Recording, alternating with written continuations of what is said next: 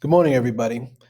Today's video is on how to do scatter plots with a trend line. Our I can statement says, I can create a trend line to make a prediction given the data in a scatter plot.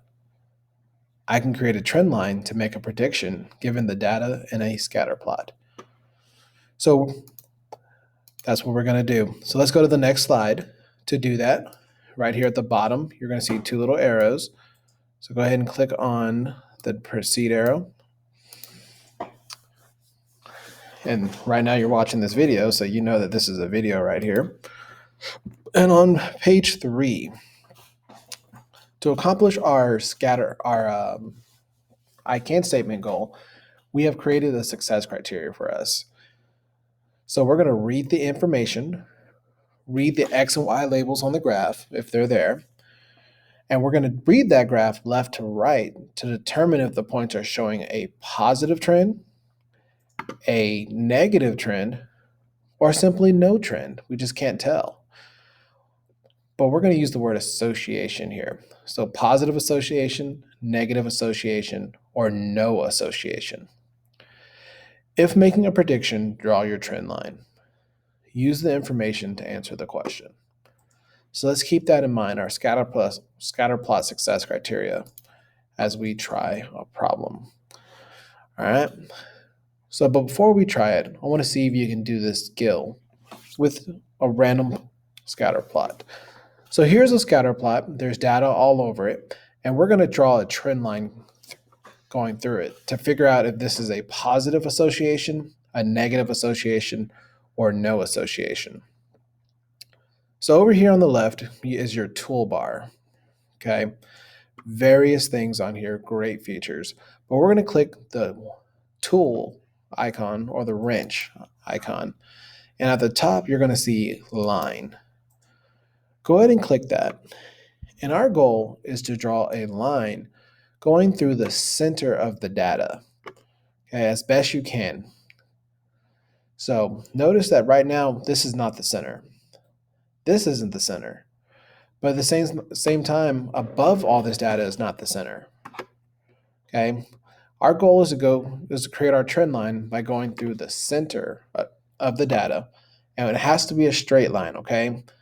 Ideally, we would touch as many points as possible, and if we can't, then we would want to have about the same number of points above the line that we do below the line. That looks about the center to me. So I'm going to drop my trend line there. Now, some of you might be wondering about the dot way out here or the way out there. Those are called outliers. They fall outside the general data. In general, the data is over here, and our trend line shows that it is going up or positive. Okay, so this is a positive association. Keep this in mind as we practice today's problems. Oop, what's going on here? Oh, it's moving around. There's an animation on it, and I don't know why that is. So let me go ahead and press pause. And anytime anything's moving, there's a play and pause button. Go ahead and press that just in case that happens suddenly. So I'm going to use slide 6 as an example now, just to make sure it works. So it says, Ms. Suarez made a scatter plot to show the relationship between the number of days a student attended her class during the first 6 weeks and the student's exam score. So here's the exam score on the y-axis, and here's the number of days attended on the x-axis. Based on the scatter plot, approximately what score should a student who attended class 22 days expect to receive on the exam? Ooh, so 22 days, they would make a what? Is that about right here, 75? Or is that 80, 85, 99? I don't know. Okay, and I see my options down here. You know what? Let me create a trend line, because our success criteria states that if we're making a prediction, we should use a trend line. So tools, line, and I'm going to try to go through again, make a straight line through the middle of the data as best as possible. Oh. Okay, that's too far north. That's too far south. Okay, that looks about like the middle, plus or minus about right there, right? Do we all agree? That's about. Okay, we're going to stick with that. So at 22 days, because it wants to know what score should a student who attended class 22 days expect to receive. So at 22 days, it was approximately 85-ish, maybe a little hair below that, which, oh, that made that problem so much easier. Okay, so then our answer has to be A. Okay, right?